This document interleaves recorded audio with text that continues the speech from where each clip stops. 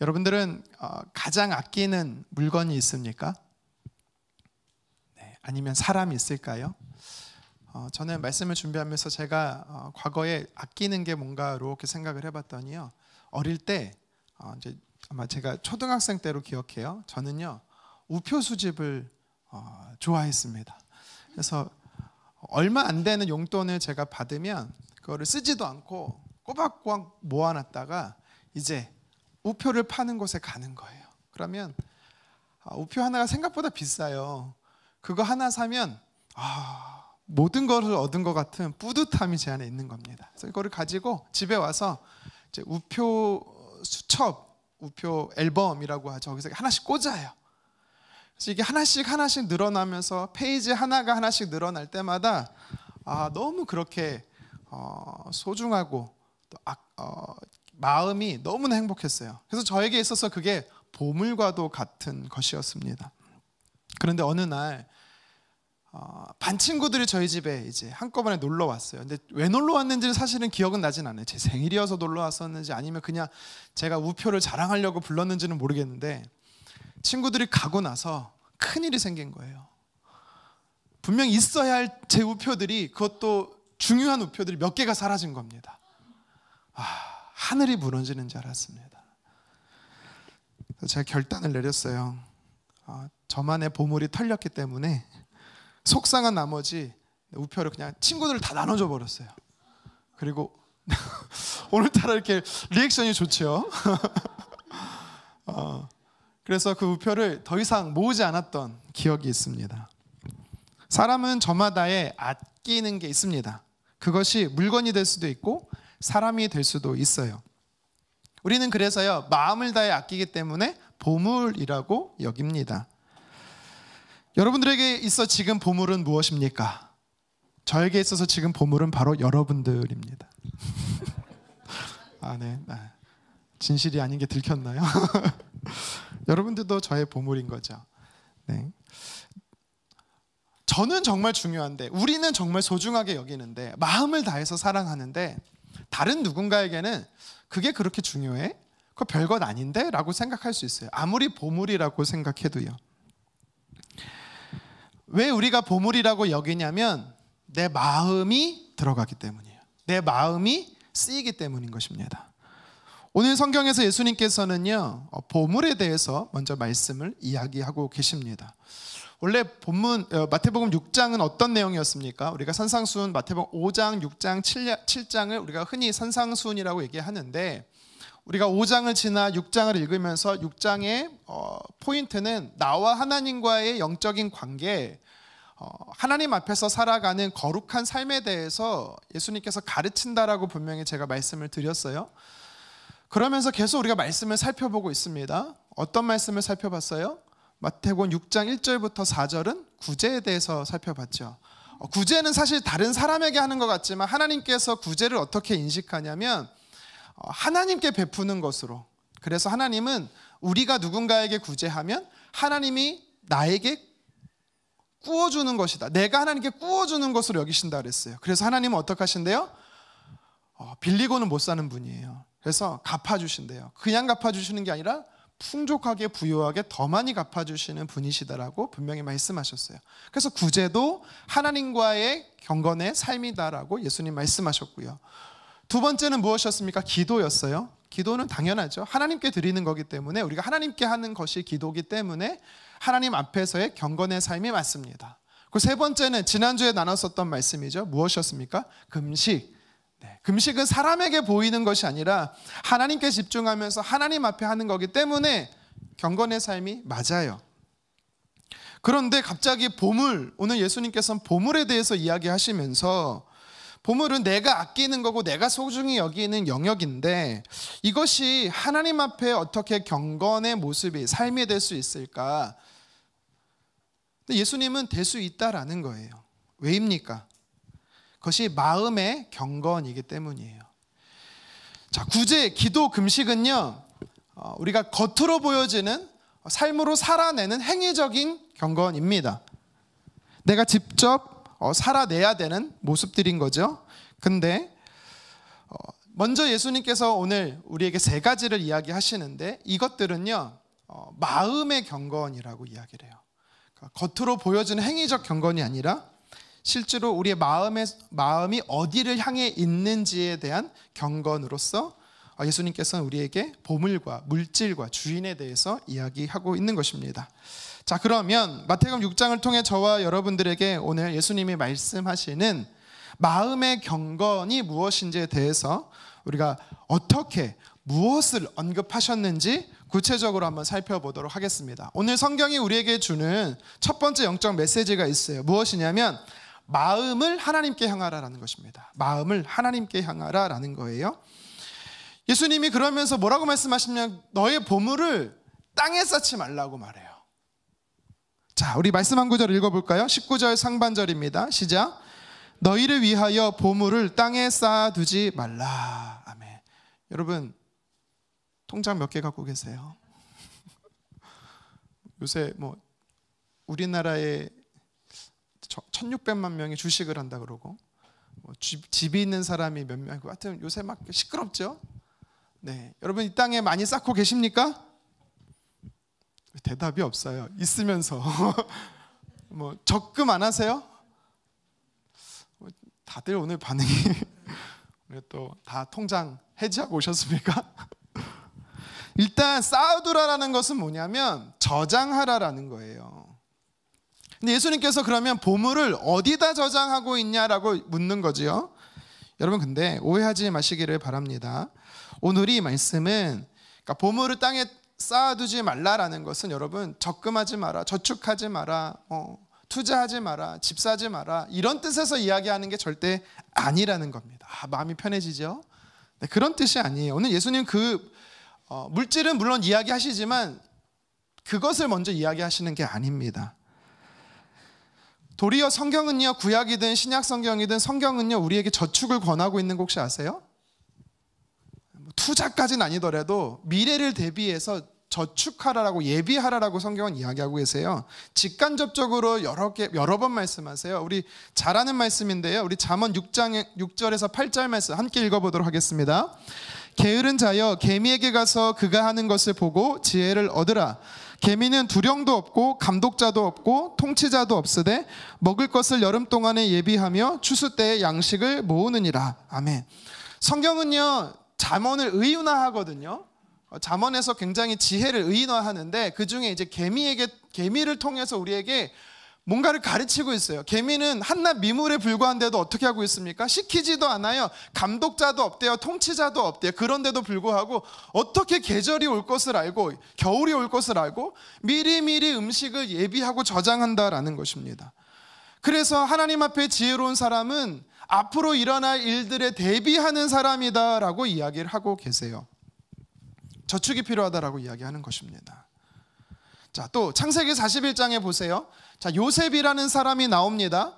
요셉은요 어떤 사람이었습니까? 애굽의 총리가 되죠.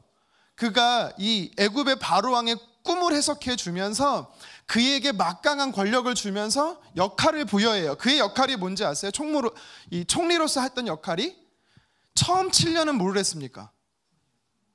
풍년이 7년 동안 있으면서 요셉이 했던 역할은 뭐냐면 국가의 저장고를 짓는 거예요.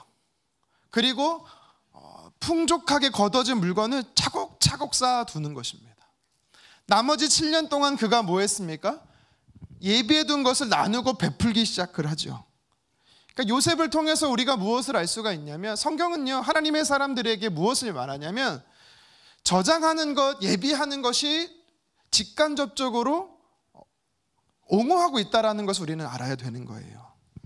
그러니까 오늘 저장하는 것, 저축하는 것, 적금하는 것, 투자하는 것, 여러분 이게 세속적이다, 잘못됐다 말씀하면 안 됩니다. 근데 단 성경이 거절하는 게 있어요. 하지 말라고, 지양하라고 하는 게 있습니다. 그게 뭐냐면 하나님보다 돈을 더, 물질을 더 사랑하는 거예요. 재물을 목적으로 살아가는 삶을 지양하고 있지요. 요거는 이따가 조금 더 구체적으로 살펴보고요. 만약 예수님이 오늘 본 말씀에서 저축하고 미래를 준비하라라고 하지 않으셨다면 그런 뜻, 만약에 오늘 말씀이 보물을 땅에 쌓아두지 말라라는 것이 뭐 저축, 미래에 대한 준비를 하지 말라는 뜻으로 했다면 그게 그 뜻이라면 여러분 우리는 열심히 공부할 필요도 없고 열심히 일할 필요도 없는 거예요. 사실은 하나님께서 주신 시간, 그 시간 안에 허용된 우리의 건강, 그리고 각자의 재능을 통해서 우리는 열심히 노력해야 돼요. 그래서 그것을 통해서 삶을 영위할 뿐만 아니라 내게 더 주신 것이 있으면 그것을 미래를 대비할 뿐만 아니라 주변의 어려운 사람들에게 나누고 베푸는 것, 여러분 이것이 흘려보내는 삶이 하나님께서 우리에게 허용해 주신 것입니다. 자, 마태복음 25장을 한 번 더 살펴볼게요. 마태복음 25장에 보면 자막 자꾸 이렇게 틀리게 나오면 안 돼요. 자, 마태복음 25장에 보면 종말 때를 살아가는 사람들에게 세 가지 비유가 나와요. 어떤 비유가 나오냐면 열처녀의 비유가 나오고요. 그리고 양과 염소의 비유가 나오고 또 한 가지 어떤 비유가 있냐면 이제 여러분 잘 아시는 달란트 비유가 나옵니다. 달란트 비유가 어떤 내용이죠? 왕이 먼 여행을 떠나요. 떠나면서 세 명의 종에게 각각의 재능에 맞춰서 달란트를 다 줍니다. 뭐 1달란트, 2달란트, 5달란트를 주는데 돌아와서 결산을 하죠. 물론 이거는 우리에게 종은 주인을 섬긴다. 다시 말해 우리는 하나님의 종으로서 하나님을 섬겨야 된다. 충성되게 섬겨야 된다. 이 교훈을 주는 거지만 우리가 1달란트 받은 자를 통해서 깨닫는 게 한 가지가 있어요. 뭔지 아세요? 돌아와서 똑같이 결산할 때 1달란트 받은 자에게 주인이 이렇게 말을 해요. 너가 무엇을 남겼느냐? 그랬더니 종이 뭐라고 말하죠? 저는요 땅에 묻어뒀어요. 사라질 것 같아서 다 잃어버릴 것 같아서 땅에 묻어놨어요. 그랬더니 돌아와서 결산했던 주인이 종에게 뭐라고 말합니까? 1달란트 받은 자에게. 우리 같이 한번 마태복음 25장 26절 읽어보도록 하겠습니다. 그러면 내가 마땅히 내 돈을 취리하는 자들에게 맡겼다가 내가 돌아와서 내 원금과 이자를 받게 하였을 것이니라 하고. 아멘. 여러분 여기서 통해 또 우리가 무엇을 알 수 있어요? 이자라는 개념이 나와요. 저축과 적금이라는 이야기가 나와요.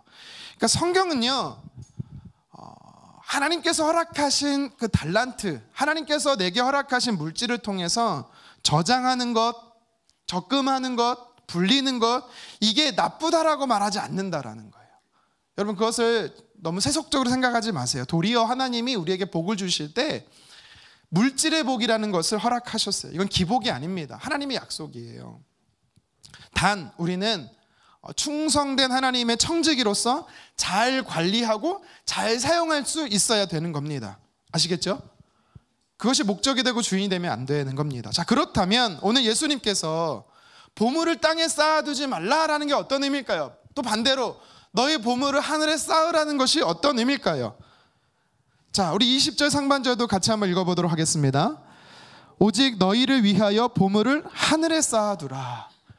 자, 하늘과 땅에 상치되는 개념이 나오고 있습니다. 하늘에 저장한다라는 거예요. 하늘에 모은다라는 겁니다. 여러분 그러면 이게 무슨 뜻일까요? 적금도 저축도 하지 말고 여러분들 가지고 있는 돈 매달 수입을 다 싸그리 다 교회에다 다 헌금하십시오. 이런 뜻일까요? 할렐루야. 그런 뜻인가요? 아닙니다. 그런 뜻이 아니에요. 예수님께서는요 왜 돈이라고 하지 않고 보물이라고 했을까가 이게 되게 중요한 포인트입니다.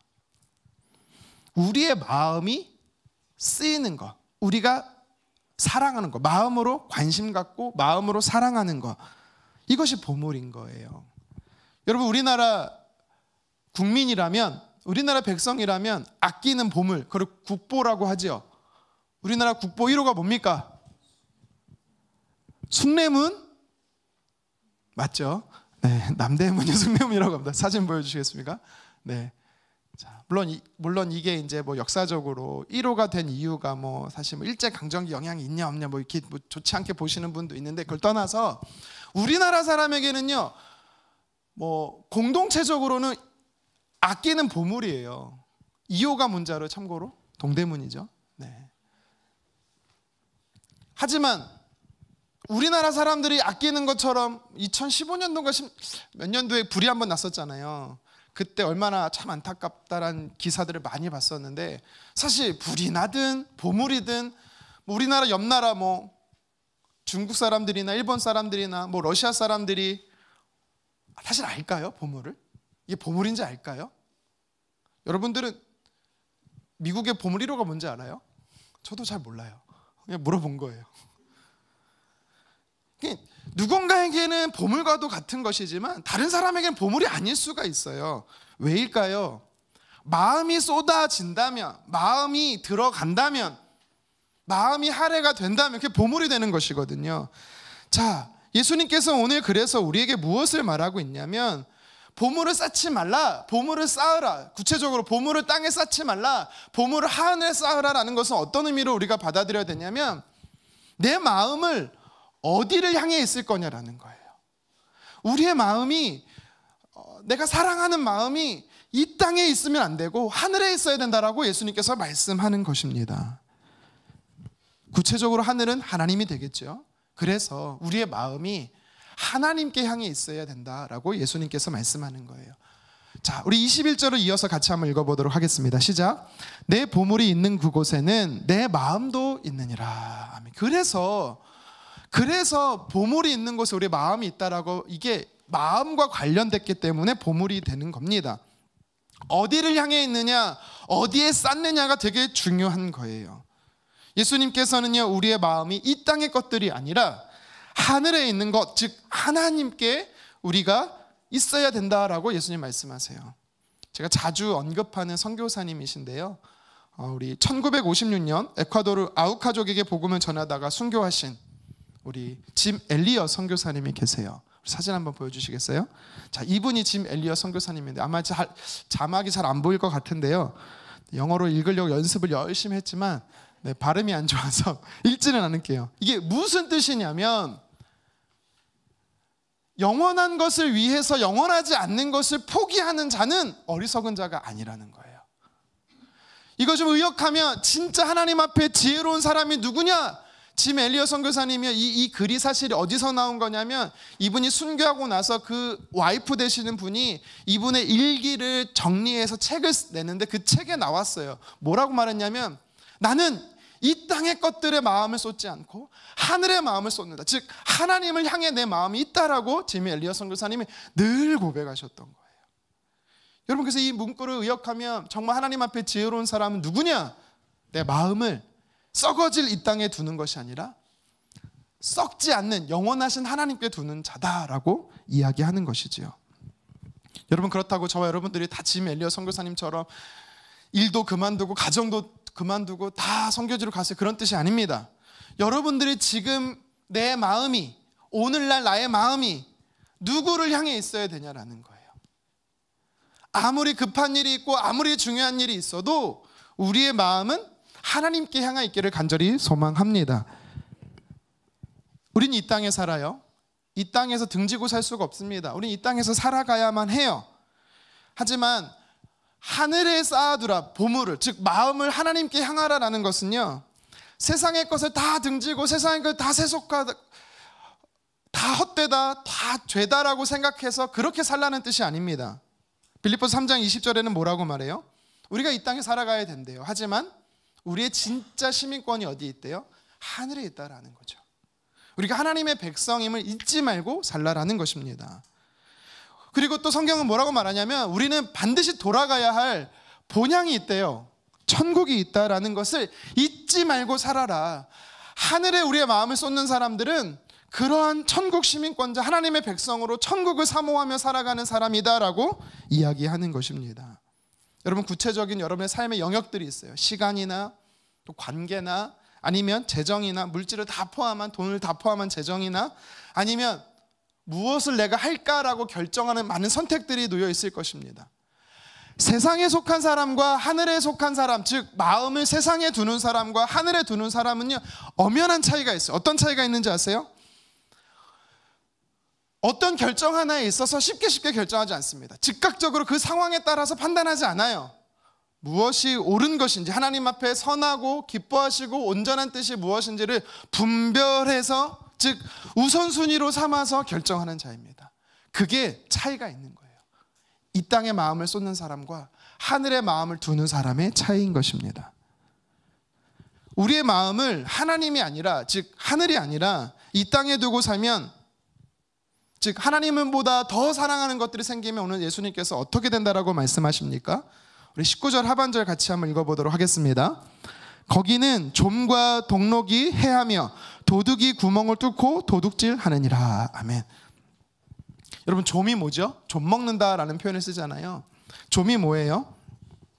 우리 몸에 붙어서, 우리 옷에 붙어서요, 옷을 낡게 하는 벌레예요. 물론 지금도 마찬가지지만 예수님 시대 당시에는요, 사실 옷은요, 특히 겉옷은 가장 중요한 물질에 해당했습니다. 그러니까 돈의 가치가 있는 거였어요. 그래서 겉옷을 빼앗아 갔을 때는요, 담보로 잡으면 그날 저녁 해지기 전에는 반드시 줘야 돼요. 겉옷은 몸을 보호하는 기능도 하지만 저녁에 덮고 자는 역할도 하거든요. 이불의 역할도 하고. 그래서 겉옷이 없으면 다 빼앗기는 거예요, 결국에는. 그러니까 마지막에 빼앗아 가는 게 겉옷이에요. 근데 그것을 이 좀이라는 벌레가 낡게, 헐게 만든다라는 거죠. 또 동록은 무엇입니까? 제가 찾아보니까 이 구리 표면을 녹슬어 생기게 하는 현상을 이야기를 해요. 그러니까 낡아야 하고 녹슬게 만드는 게 동록입니다. 도둑은 우리가 너무나 잘 알죠. 예수님 시대에는 흙으로 된 집벽돌이었기 때문에 도둑이 어떻게 물건 훔쳐가냐면 살살 긁어요. 집을 긁으면 집에 구멍이 생겨요. 그럼 그 구멍을 들어가서 다 빼앗아 온다라는 거죠. 훔쳐가는 겁니다. 그러니까 예수님이 무엇을 이야기하고 있냐면 좀이나 동록이나 도둑이나 결국에는 우리가 이 땅에 살아가는 것들은 다 낡고 쇠하고 사라진다라고 이야기하는 거죠. 시간차만 있을 뿐 다 부패한다라는 겁니다. 영원하지 않다라는 거예요. 그 영원하지 않은 것에 우리가 마음을 쏟고 살아가게 되면 어떻게 된다고요? 다 빼앗긴다, 사라진다라는 것입니다. 여러분, 그렇죠. 집들도 한 20, 30년, 한 40년 되면 재건축해요. 그렇죠? 우리 영혼 그 뒤편으로 또 재건축 하잖아요. 우리 이걸 위해서 기도해야 됩니다. 그 집도 낡아져요. 사람은 어떻습니까? 여러분, 제가 인생 반환점을 돌아보니까요. 네. 제가 최근에 한 몇 달 계속 병원에 다니는 영역이 있거든요. 오른쪽 어깨가 이렇게 지금은 이제 잘 들어지는데 안 들어지는 거예요. 아픈 거예요. 이게 왜 그러지? 기지개를 쫙 피다 갑자기 너무 힘줬나? 아파갖고 병원에 갔더니 하는 말, 50견이 왔어요. 여러분, 50견 50살에 오는 거 아니에요? 저는 제 인생에 제가 50견이 올 줄은 꿈에도 생각 못했습니다. 눈이 너무 침침한 거예요. 그래서 저는 시력이 잘 안 바뀝니다. 이렇게 눈이 안경을 바꾸지만 시력은 이렇게 바뀌진 않아서 딱히 검사를 잘 안 했는데 너무 눈이 침침해서 이제 전문 안경점에 갔더니 뭐 하시네요, 저보고. 직업이 뭐냐요? 왜 그러시지? 너무 노안이 빨리 왔대요. 노안이 너무 빨리 왔대요. 40대 초반에 노안이 오지 않는데. 그래서 중반입니다 그랬어요, 제가. 이게 노안, 50견, 이거는요 머나먼 이야기인 줄 알았어요. 아니잖아요. 여기저기 몸이 녹슬어요. 삐걱거리고 아파요. 이게 사실은 왜 그래요? 낡아지는 거죠. 당연한 거예요. 사랑하는 사람 늘 내 곁에 있으면 좋지요. 늘 항상 그 자리에 있으면 좋지요. 하지만 아니잖아요. 떠나가기도 하잖아요. 그러니까 사라지잖아요. 소중히 여긴다라는 거. 저는 가끔씩 이제 여기 있어서 좀 그렇지만 저희 아이들 사진을 봐요. 동영상을 봐요. 지금의 모습이 아니라 어릴 때, 아기 때 사진. 너무 귀여운 거예요. 그러면서 한마디 하죠. 아니, 이런 모습이 왜 다 사라졌지? 이렇게 귀엽고 이뻤던 모습이 다 사라졌지? 그런 추억도 다 사라지는 겁니다. 행복했던 시절도 다 사라지는 거예요. 그러니까 예수님께서 무엇을 말씀하시냐면 우리가 소중히 여기던 것, 마음을 쏟았던 것, 아예 마음을 쏟지 말라는 뜻이 아니라 사라진다라는 거예요. 그리고 사라지는 것에 우리의 마음을 빼앗기지 말라라는 것입니다. 여러분들은 살면서 무엇을 소중히 여기고 계십니까? 무엇을 사랑하고 계세요? 누구를 사랑하고 계십니까? 여러분, 사랑하고 마음 쏟는 건 좋은 거예요. 나쁜 거 아닙니다. 하지만 예수님께서 뭐라고 말씀하고 있습니까? 어디를 향하느냐가 되게 중요하다는 거예요. 지배받기 때문에 그렇습니다. 우리의 마음이 하나님께 향해 있으면 하나님의 통치와 다스림 안에 있는 것입니다. 여러분, 그래서 우리가 최선을 다해서 구약 성경도 동일하게 말하고 신약 성경도 동일하게 말씀하시는 게 뭐예요? 마음을 다해서 너의 하나님을 사랑하라라는 겁니다. 그러니까 우리의 마음이 썩어지고 떠나갈 것에 두지 말고 어디에? 하나님께 두라라는 것이죠. 저와 여러분들의 마음이 썩어지는 이 세상의 것들이 아니라 하나님께 향하기를 간절히 소망합니다. 하나님을 우리의 가장 귀한 보물로 삼고 사랑하시기를 주님의 이름으로 축원합니다. 여러분, 그게 바로 경건이에요. 육신의 모습으로 행하는 보이는 경건뿐만 아니라 보이지 않지만 마음의 경건이에요. 우리의 마음이 하나님께 향하는 것이 경건이다라고 예수님께서 말씀하고 있는 것입니다. 계속해서 오늘 성경에 보면 예수님이 두 번째로 우리에게 주시는 메시지가 있어요. 그것이 무엇이냐면 시선을 하나님께 향하라는 거예요. 첫 번째가 우리의 마음이 하나님께 향하였다라면 두 번째는 우리의 눈의 초점인 거죠. 믿음의 시선을 하나님께 향하라라고 이야기하고 계십니다. 눈의 방향이 시선이에요. 자, 우리 22절 말씀을 같이 한번 읽어보도록 하겠습니다. 눈은 몸의 등불이니 그러므로 내 눈이 성하면 온 몸이 밝을 것이요. 아멘. 우리 23절도 이어서 읽겠습니다. 눈이 나쁘면 온 몸이 어두울 것이니 그러므로 내게 있는 빛이 어두우면 그 어두움이 얼마나 더하겠느냐. 이게 22절 23절의 비유로 쓰인 건데 참 이렇게 쉬운 것 같으면서도 좀 어렵더라고요. 그래서 여러분 잘 따라와 주셨으면 좋겠어요. 자, 우리 몸에 눈이 어떤 역할을 합니까? 지금 우리가 눈을 통해서 여러분들은 사물을 분별할 수가 있잖아요. 볼 수가 있잖아요. 빛이 들어왔기 때문에 시각을 우리가 시각 정보를 통해서 우리가 알 수가 있어요. 근데요, 이 눈은 보는 것만 역할하지 않고 또 다른 역할이 있어요. 어떤 역할이 있냐 봤더니 시각적 수용체도 있지만 비시각적 수용체도 있어요. 이게 무슨 말이냐면 햇빛을 통해서 이 비시각적 광수용체가 어떤 작용을 하냐면 그날의 수면과 기분에 영향을 주는 호르몬을 만들어요. 여러분, 그래서요 가끔씩 빛을 보는 게 여러분 수면과 건강에 도움이 되는 겁니다. 또 우리가 빛을 보면 우리 피부가 어떻게 합니까? 식물만 광합성하는 게 아니라 사람도 비슷한 빛으로 비타민 D는 먹어서 생기는 게 아니라 몸에 빛이 투영이 되어야 생기는 게 비타민 D지요. 그리고 우리가 빛을 몸으로 받으면 또 우리가 뭘 감지할 수 있냐면 덥다, 뜨겁다, 춥다 이런 걸 하죠. 우리가 열을 조절할 수가 있어요. 열을 감지할 수가 있는 거죠. 그러니까 이런 기능이 사실 이제 눈이나 몸으로 할 수 있는데 지금이야 우리가 이제 다 알지만 예수님 시대는요 눈이 모든 거를 다 감지하는 기능이다 생각을 했어요. 뭐 비타민뿐만 아니라 열감지뿐만 아니라 보는 것뿐만 아니라 모든 기능이 빛이 눈에 들어오면 눈이 다 관장한다라고 생각을 했었습니다. 그래서 마음의 창문이라고 생각을 했어요. 그래서 눈으로 빛이 들어와야 우리가 건강하다고 그 당시에는 건강하다고 생각했어요. 시각적 기능뿐만 아니라 건강과 관련된 모든 것을 눈에 맞춰져 있다라고 예수님 시대 사람들은 생각했습니다. 그래서 예수님께서는 그게 과학적이냐 의학적이냐 맞냐 틀리냐 그거를 말씀하는 게 아니라 그 당시 사람들이 이해할 수 있도록 빛은 몸을 비추는 등불이다라고 이야기를 하신 거예요. 그래서 22절 하반절에 뭐래요? 눈이 성해야 몸이 밝다라고 이야기를 한 거죠. 그러니까 눈을 통해서 빛을 잘 받아야 몸이 건강하다라고 비슷하게 표현하신 거예요. 자, 근데 이 성하다라는 뜻이 뭔지 아십니까? 성하다? 자, 단어를 보여주시면 이 헬라어가 하플로우스라는 단어인데요. 순전하다, 한결같다라는 뜻이 있어요. 형용사예요. 그러니까 눈이 성하면 이란 뜻은요.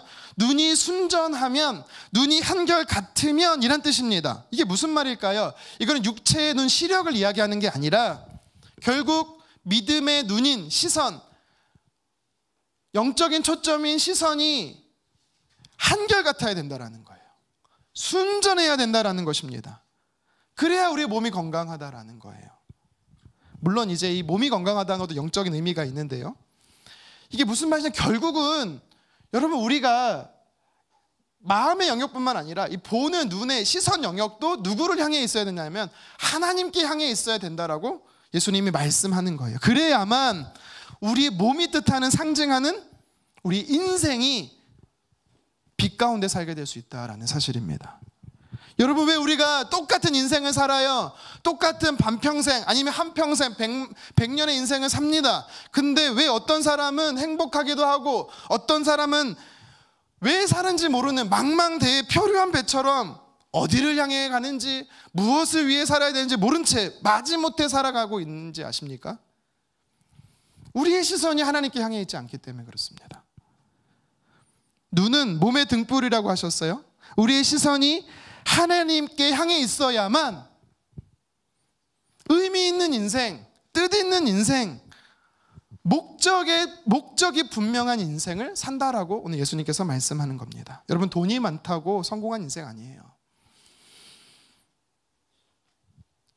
어떤 업적을 이뤘다고 성공한 것이 아니고요.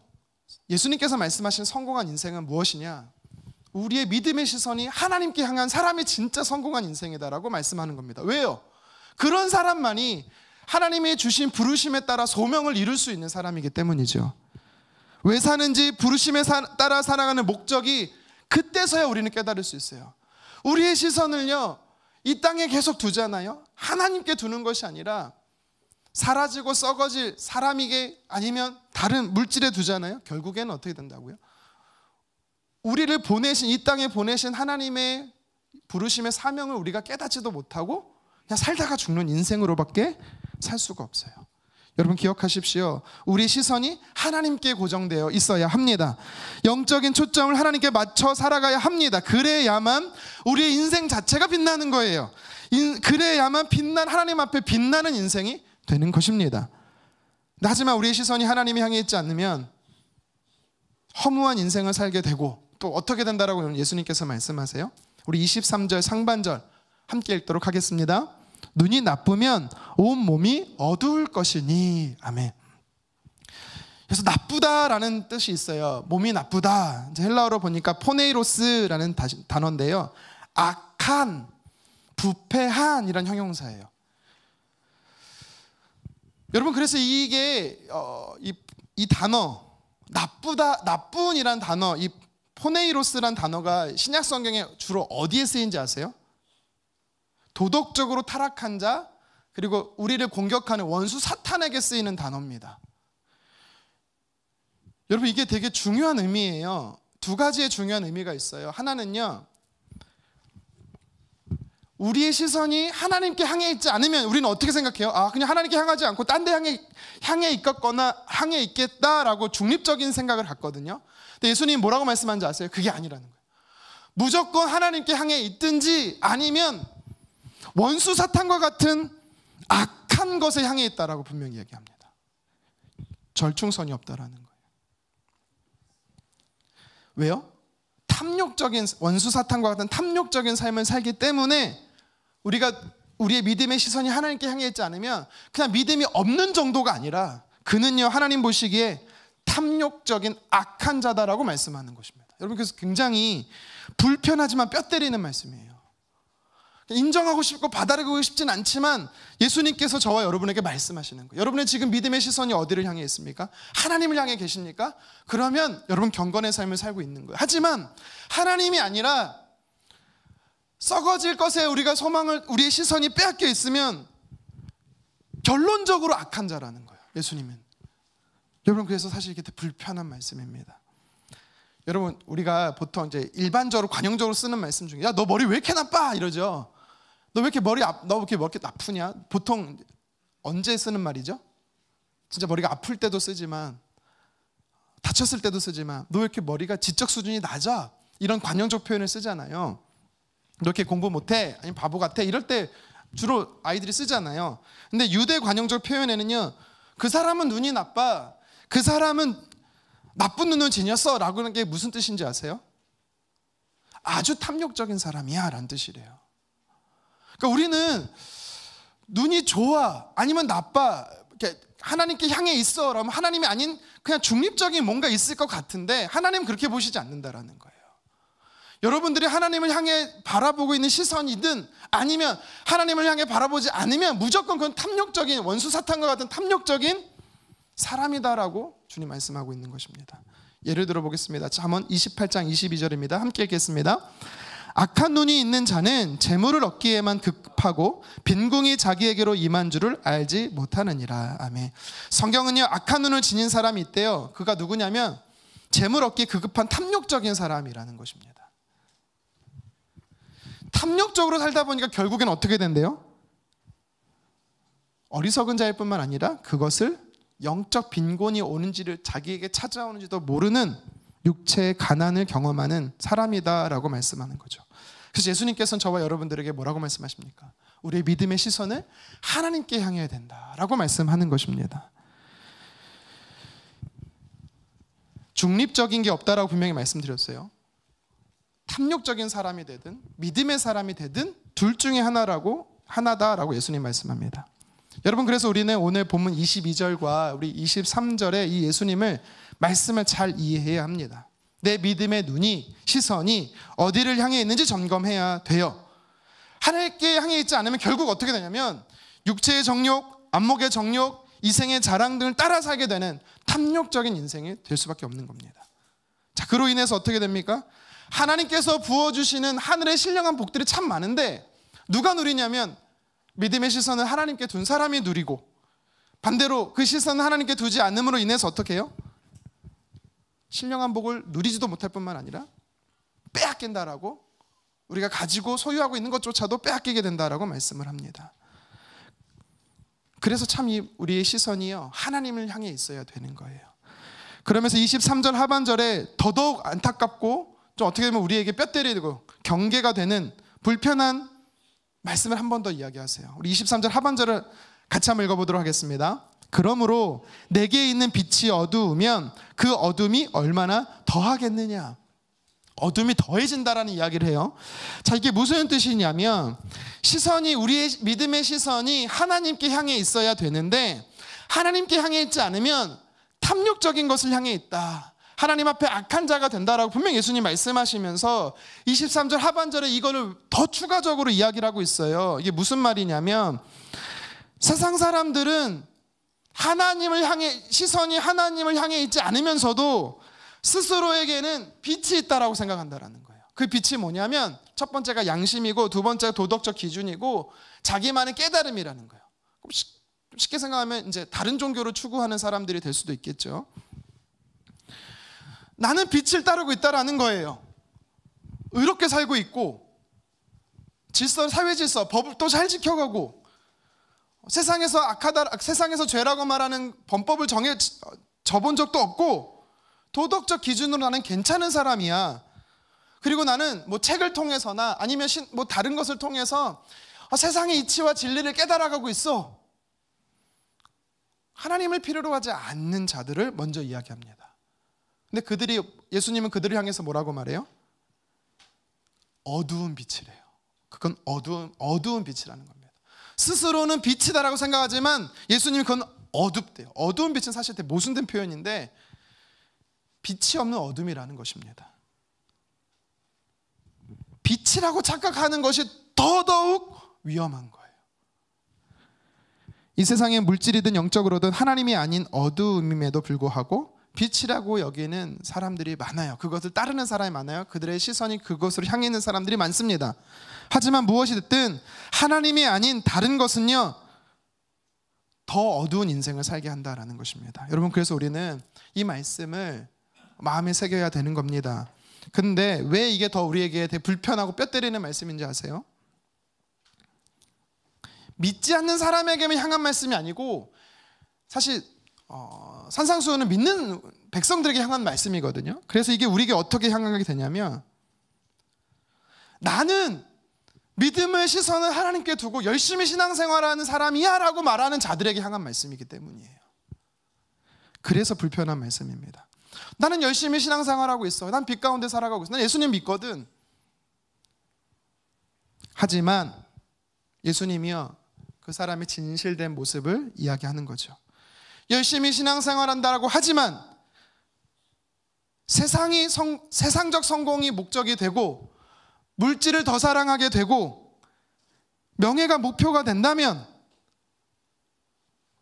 어둠의 빛이 어두운 거, 그건 빛이 아니라 어둠이라는 겁니다. 그 사람은 어둠 가운데 있다라는 거예요. 뿐만 아니라 바리새인들처럼 나는 항상 오라, 난 의로운 사람이야, 새벽 예배도 잘 나가고 수요 예배, 금요 예배도 여러분처럼 예배도 잘 나오고 또 성경도 읽고 기도도 하고 금식도 하고 봉사도 많이 하고, 그렇게 말했던 사람들이 바리새인들이잖아요. 하지만 예수님이 바리새인들과 같은 자들을 향해서 뭐라고 말하냐면 종교적 열심만 있을 뿐 진짜 믿음의 시선은 하나님께 향하지 않는 사람들이야 라고 말씀하는 것입니다. 그래서 그들은 도리어 어둠 가운데 있다라고 말하며 그 어두움은 그런 행위 때문에 더더욱 어두워질 거다라고 예수님께서 말씀합니다. 여러분, 참 어렵고 불편하고 힘든 말씀이에요. 여러분, 그래서 우리는요, 나의 믿음의 시선이 어디에 있는지 점검해야 됩니다. 저와 여러분들의 믿음의 시선은 하나님께 있어야 됩니다. 하나님께서 그런 사람들을 복되다 인정하시고 칭찬하시고 온몸이 밝은 빛 가운데 살아가는 참된 인생이 되는 것입니다. 오늘 성경은요, 예수님께서 경건에 대해서 이야기를 하고 계세요. 마태복음 6장에서 구제, 기도, 금식과 같이 이 겉으로 보이는 경건도 중요하다라고 말씀하시면서 이어서 오늘 말씀을 통해서는 우리에게 경건의, 마음의 경건 세 가지를 이야기하고 있어요. 제가 두 가지를 여러분과 나눴습니다. 첫 번째가 뭐였습니까? 19절에서 21절을 통해서 우리의 마음이 누구를 향해 있느냐, 마음의 방향성. 이어서 방금 22절에서 23절에 우리의 믿음의 시선인 어디를 향해 있느냐, 누구를 향해 있느냐, 이 방향성 두 가지를 살폈어요. 그리고 예수님께서는 세 번째로 24절에 우리에게 한 가지 더 이야기하고 있습니다. 그것이 무엇이냐면 하나님을 주인으로 섬기라라는 거예요. 하나님을 주인으로 섬기라. 우리의 섬김이 어디를 향해, 누구를 향해 있느냐라는 거죠. 이것도 방향성입니다. 자, 우리 24절 말씀을 같이 한번 읽어보도록 하겠습니다. 한 사람이 두 주인을 섬기지 못할 것이니 혹 이를 미워하고 저를 사랑하거나 혹 이를 중히 여기고 저를 경히 여김이라. 너희가 하나님과 재물을 겸하여 섬기지 못하느니라. 아멘. 왜 예수님께서는요, 하나님과 돈을 겸하여 섬기지 못한다, 내지는 하나님과 재물을 같이 하나님과 물질을 겸하여 섬기지 못한다, 이렇게 말씀하지 않고 재물이라고 했을까요? 돈은요 되게 중립적인 거예요. 돈은 그냥 수단이에요. 교환의 수단이에요. 물질은 사실 이제 보여지는 모든 것이지요. 재물은 사실 뭐냐면 이렇게 생각하시면 돼요. 보여지는 것 있죠. 그것이 뭐 부동산이 됐든 뭐 아니면은 뭐 가상화폐가 됐든, 보이지 않는 가상화폐가 됐든, 아니면 현물이 됐든 뭐 집이 됐든, 요 모든 것에 마음을 쏟는 게 바로 재물이에요. 이 차이가 있습니다. 여러분, 그래서 하나님께서 뭐라고 말씀하시냐면 두 주인을 같이 섬길 수 없다는 거예요. 그러니까 마음을 온전하게 들여서 섬길 대상은 하나밖에 없다라고 이야기하는 것입니다. 그래서 우리의 섬김이 하나님께 향해 있어야 된다는 거예요. 다시 말하면 하나님을 주인으로 모시라고 예수님께서 말씀합니다. 이게 바로 마음의 경건이다라고 말씀합니다. 재물은, 이 단어는 보니까 아람어로 이 마모나스라는 뜻이에요. 어떤 단어냐면 신뢰하다라는 뜻입니다. 그러니까 마음을 다해서 섬기다라는 게 신뢰하다라는 거잖아요. 하나님만 우리가 마음을 다해 섬기는 게 아니라 사람에게도, 아니면 물질에게도, 보여지는 것에도 우리는 마음을 다해 섬긴다라는 겁니다. 여러분, 그래서 신앙생활은 주인을 누구로 모시느냐의 싸움이에요. 우리가 물질을 주인으로 섬기잖아요. 그러면 돈이면 다 된다라고 생각하는 이 물질 만능주의 안에 지배받으며 살아가게 되는 것입니다. 구약시대 이스라엘 백성들이 가나안 땅에 살면서 가나안 땅에서 쫓겨나요. 결국에는 심판을 받지요. 멸망의 원인이 무엇이다라고 선지자들을 통해서 하나님께서 말씀하십니까? 우상을 섬겼다라는 거예요. 여러분, 우상을 섬겼다라는 거는 하나님을 안 섬겼다라고 생각하시면 안 됩니다. 하나님과 함께 우상을 섬겼다라는 거예요. 많은 우상신, 지역신들을 섬겼지만 그 중에 가장 대표적인 게 뭔지 아세요? 바알과 아세라입니다. 바알과 아세라 신이 무엇을 상징하는지 아십니까? 풍요를 상징해요. 물질을 상징하는 신이에요. 결국에 이스라엘 백성들은 하나님이 물질의 근원자로 삼고 하나님을 공급자로 삼고 하나님만 주인으로 섬겨야 했는데, 하나님을 주인으로 섬긴다고 하면서 어떻게 해요? 세상의 물질, 세상의 번영, 세상의 성공, 번성을 주인 삼았다라는 거예요. 맘모나스 삼았다라는 거죠. 그래서 그들은 어떻게 해요? 심판을 받게 되었던 것입니다. 예, 물질은요, 여러분, 하나님 주신 선물이에요. 여러분 기억하십시오. 기복이 아니고요, 막 빌어서 얻는 기복이 아니고요. 물질은 분명히 신명기에서 하나님께서 뭐라고 말씀하셨냐면, 하나님 말씀에 순종하며 살면 하나님께서요, 들어와도 복을 받고 나가도 복을 받는 많은 복들을 주시겠다라고 분명히 약속하셨거든요. 그래서 여러분 사모하세요. 사모하십시오. 하나님의 말씀에 순종하면서 하나님 부어주실 은혜들을, 하늘의 신령한 복들을 사모하세요. 그게 건강한 신앙생활이에요. 기복이 아닙니다. 근데 문제는 뭐예요? 하나님을 주인 삼는 게 아니라 주인을 바꾸는 거죠. 바알과 아세라, 오늘 예수님께서 말씀하시는 재물, 맘몬 신을 섬기는 겁니다. 여러분, 근데 물질을 섬기면 안 되는 이유가 있어요. 성경이 사실은 여러 부분에서 말씀하지만 제가 짧게 두 가지만 이야기 드릴게요. 왜 성경이 물질에 대해 언급하면서 섬기지 말라고 말씀하시냐면, 물질은 만족을 주지 못하기 때문이에요. 우리 삶에 만족을 주지 못해요. 이게 첫 번째 특징입니다. 물론 물질이 있으면 편리할 수 있어요. 물질이 있으면 쉽게 해결될 수도 있고 문제도 쉽게 풀 수도 있고, 하지만 영원한 만족을 주지는 못해요. 우리 전도서 5장 10절 말씀 한번 읽어볼까요? 함께 읽겠습니다. 은을 사랑하는 자는 은으로, 자막이 안 되나요? 자, 읽겠습니다. 은을 사랑하는 자는 은으로 만족하지 못하고 풍요를 사랑하는 자는 소득으로 만족하지 아니하나니 이것도 헛되도다. 아멘. 이게 누가 한 말이냐면 솔로몬이 한 말이죠. 솔로몬의 잠언인데요, 많은 물질을 소유해봤어요. 결국은 헛되다라는 거예요. 와닿지 않죠? 여러분, 많이 가져본 적이 없어서 이렇게 생각해보면 돼요. 새로 이사를 했어요. 새로 차를 샀어요. 얼마나 좋습니까? 제가 아반떼 차를 처음 샀을 때, 12년 전에 처음 샀을 때, 저희 처제가 그때 이제 물론 어리긴 했지만, 차 왜 이렇게 좋아요? 차 왜 이렇게 좋니? 좀 어깨가 좀 올라갔었거든요. 제가 새로 뽑았어. 1년, 2년, 3년 지나니까 이 차에 대한 개념이 생겼어요. 이 차가 경차 바로 위구나. 세단이 아니구나.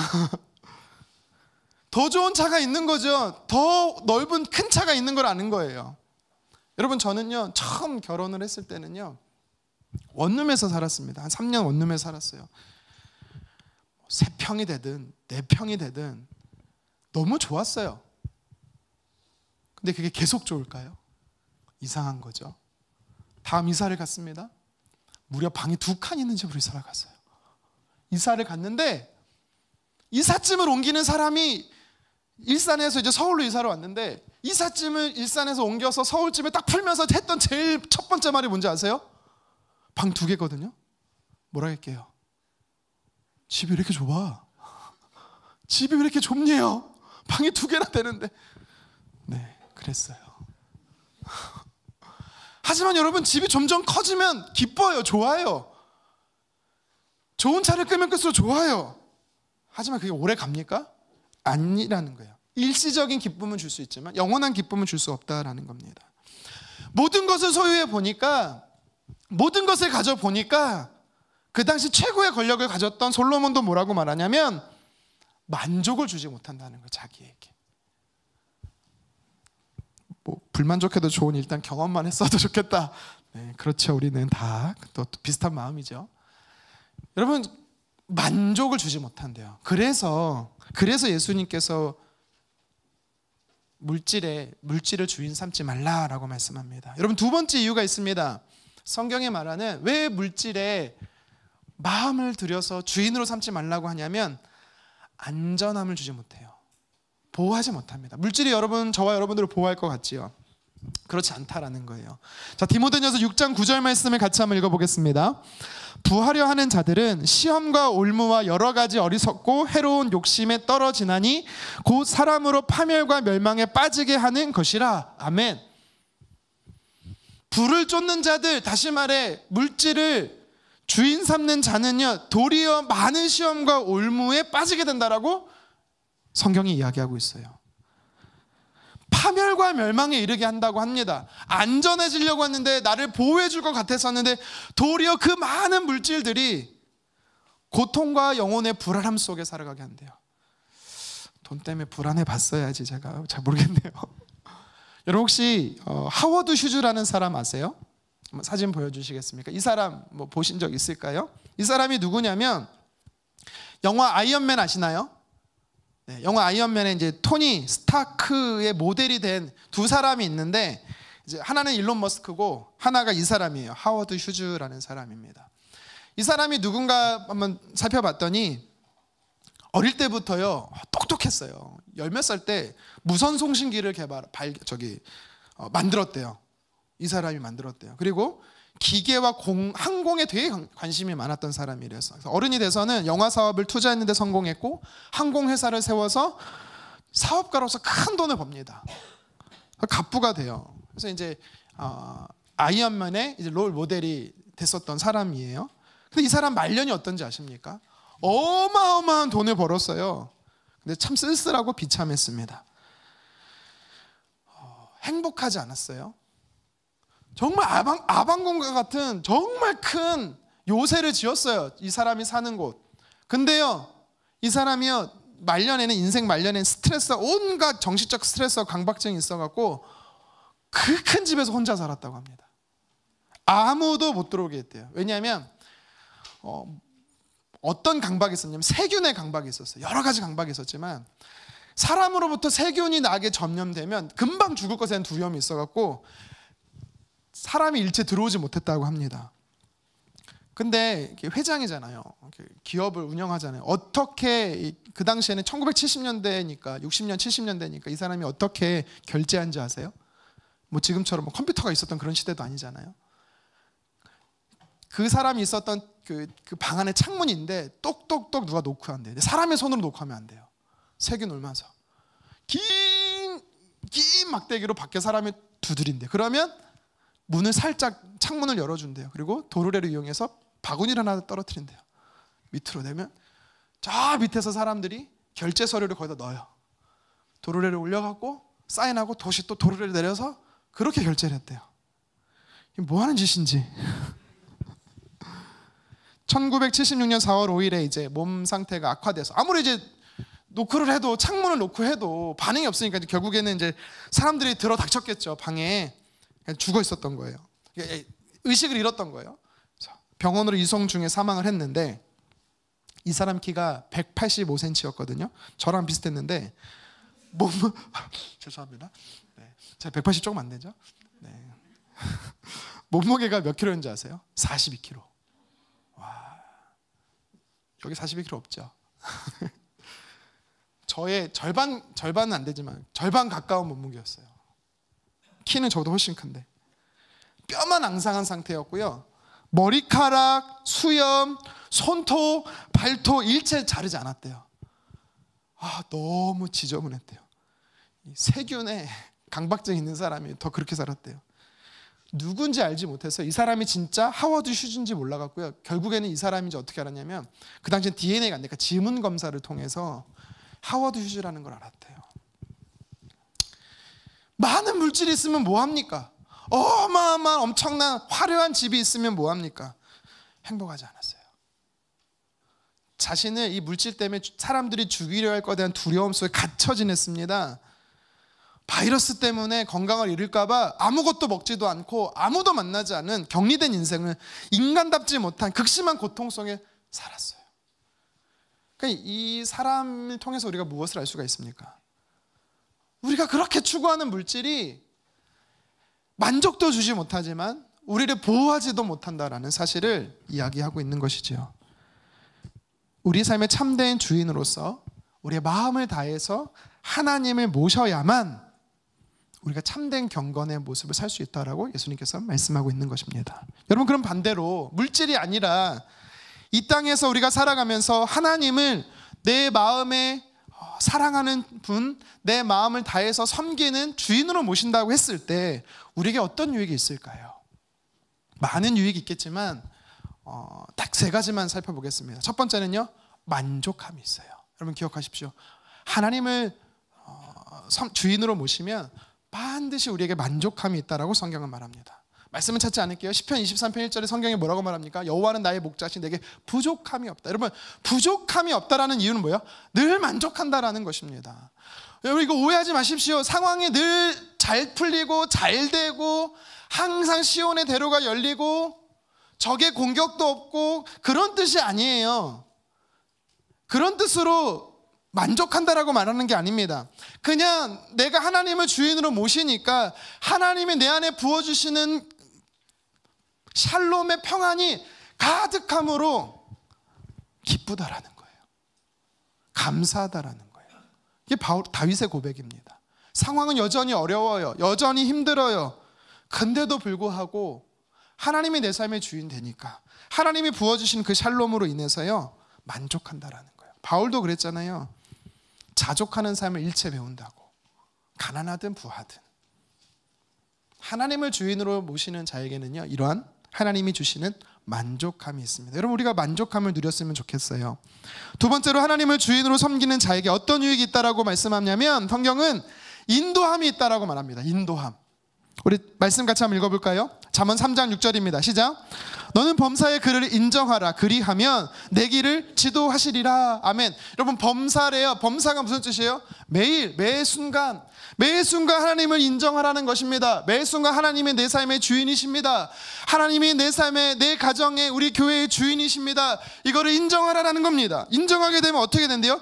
길을 지도하신대요. 여러분, 여기서 길을 지도한다는 할 때는 바른 길로 인도하신다, 평탄한 길로 인도하신다는 뜻이 있어요.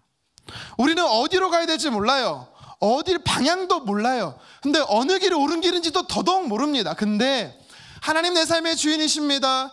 하나님, 저는 주인된 주님의 종으로서 청직입니다 라는 사실을 고백하며 살다 보면, 하루하루 그렇게 살다 보면 몰랐는데 와보니까 바른 길로 와 있다라는 거예요. 몰랐는데 평탄한 길에 와 있다라는 것입니다. 여러분, 근데 지도하신다는 이 단어에 어떤 의미가 또 담겨 있는지 아세요? 장애물을 제거해 준다라는 뜻이 있어요. 우리가 이 땅에 살면서 하나님은 내 삶의 주인으로 모시잖아. 여러분, 우리가 살 때 얼마나 힘들고 걱정과 염려와 두려움에 우리 앞에 놓여 있는 장애물들이 굉장히 많습니까? 이거를 제거하는 방법은요, 내가 누군가를 의지해서 누군가가 그걸 제거해 주는 게 아니라 하나님께서 지도해 주셔야 되는 거예요. 지도하신다는 게 무슨 뜻이라고요? 장애물을 제거해 주신다는 거, 없애 주신다라는 거고 옮겨 주신다라는 뜻이에요. 여러분, 왜 우리 삶이 혼란스럽습니까? 여러분, 왜 우리 삶이 복잡합니까? 왜 풀리지 않습니까? 오늘 성경 예수님 뭐라고 말씀하세요? 주인이 누군지를 점검하라는 거예요. 내 삶의 주인이 누군지를. 세 번째로, 왜 우리가 하나님을 주인으로 모셔야 할까요? 성경이 우리에게 말씀하시는 세 번째 유익함이 있어요. 원래 굉장히 많은데 세 가지만 나눌게요. 보호하심이 있어요. 보호하심. 여러분 기억하십시오. 만족함이 있고요, 인도함이 있고, 세 번째 뭐라고요? 보호하심이 있어요. 보호함이 있습니다. 우리 시편 18편 2절 말씀을 같이 한번 읽겠습니다. 여호와는 나의 반석이시요 나의 요새시요 나를 건지시는 이시요 나의 하나님이시요 내가 그 안에 피할 나의 바위시요 나의 방패시요 나의 구원의 뿌리시요 나의 산성이시로다. 일일이 다 말하고 싶지만 그러지 않고 하나만, 방패래요. 방패. 어떤 비바람의 창수가 몰아쳐도 방패로 주님이 다 막아주시고 보호해 주신다라는 것입니다. 요새 숨을 수 있는 안전한 요새 되어 주신다라는 거죠. 누구에게요? 하나님을 주인으로 모시며 살아가는 사람에게요. 다윗은 많은 전쟁과 쫓기는 위기의 상황에 놓여 있었음에도 불구하고 하나님을 주인으로 늘 모시며 살았더니 하나님이 자신을 지키시고 보호하셨다라고 믿음의 고백을 하고 있는 것입니다. 여러분 기억하시기 바랍니다. 하나님을 주인으로 모시는 사람은 두려워하지도 무서워하지도 전혀 두렵지 않아, 이런 뜻은 아니에요. 왜 두렵지 않겠어요? 염려도 많고 걱정도 많지. 하지만 하나님을 주인으로 모신 자에게는요, 하나님이 방패되어 주시기 때문에 안전하다라는 사실을 꼭 기억하십시오. 이사야 말씀을 기준으로 했을 때 성경에서 고대 근동 사회는요, 주인만 있는 게 아니라 종이 있잖아요.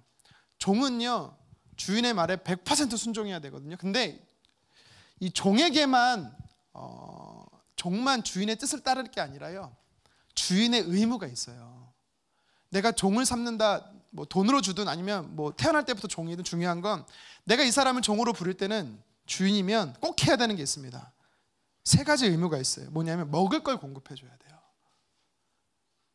주인은 꼭 종에게 먹을 걸 공급해 줘야 됩니다. 2번째는요, 잠과 쉼을 보장할 안전한 집을 제공해 줘야 돼요. 또 주인은 무엇을 제공해 주냐면 적의 공격으로부터 보호를 해줘야 돼요. 이게 3가지가 구약시대의 종이 주인이 되려면, 주인이 종을 부리려면 주인의 의무예요. 여러분, 이거는요, 하나님이 우리 삶의 주인 된다는 것을 표현하는 겁니다.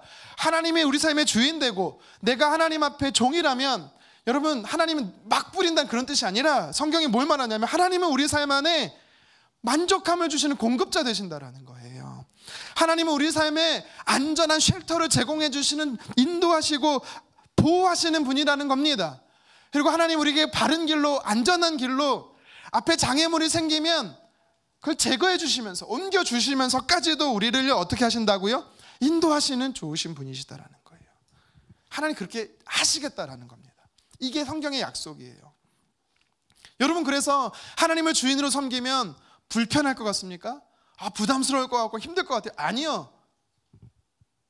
그만큼 행복하고 감사한 삶은 없는 것입니다. 여러분, 그래서 우리가 이 땅에 살면서 물질이 아니라 하나님을 주인으로 모시고 살기를 간절히 소망합니다. 그래서 하나님이 주시는 만족함, 하나님이 인도하신, 갈 길을 인도하심과 지켜주심의 이 보호하심을 여러분 경험하셨으면 좋겠습니다. 불만족과 불안한 삶이 아니라 만족과 인도함과 보호함을 주시는 이 하나님을 주인으로 모시는 자에게 이러한 특권이 있어요. 저와 여러분들이 이런 특권을 누리기를 주님으로 축원합니다. 말씀을 정리하겠습니다. 우리가 하나님 앞에 살아가면서 하나님께서 인정하시는 이 경건의 삶의 모습이 무엇인지 우리는 계속해서 살펴보고 있어요. 2가지가 병행돼야 돼요. 한 가지는 뭐냐면 행위적인 경건도 필요합니다. 구제나 기도나 그리고 금식과 같은 하나님께 집중해야 되는 행위적인 경건도 있지만 마음의 경건이 동반되어야 된다라고 예수님은 말씀하고 계세요. 오늘 우리가 읽은 말씀과 그리고 다음 주에 한 번 더 살펴볼 말씀이 바로 이 마음의 경건에 대해서 이야기하고 있는 것입니다. 3가지로 여러분께 말씀을 드렸습니다. 마음의 경건은 무엇입니까? 첫 번째는 우리의 마음이 하나님께 향해 있어야 된다라는 거예요. 마음의 방향이 중요한데 하나님께, 하늘에 있어야 된다라는 것입니다. 육신의 것들 언젠가 썩어지고 사라질 것, 소멸하게 될 것에 마음을 두지 말라라는 거예요. 영원하신 분은, 유일하신 분은 하나님밖에 없습니다. 그래서 우리가 이 땅에 사는 동안에는 세상의 것들에 우리의 마음을 빼앗기지 마시고 하나님 앞에 하나님께 마음을 두어, 다시 말해 하나님을 우리 삶의 보물로 삼아 살아가시기를 간절히 소망합니다. 2번째로 믿음의 눈인, 영적 초점인 시선을 하나님께 향해 있어야 되는 것입니다. 하나님께 향하고 있지 않으면 그냥 하나님께 향하고 있지 않구나, 이 정도가 아니라고요.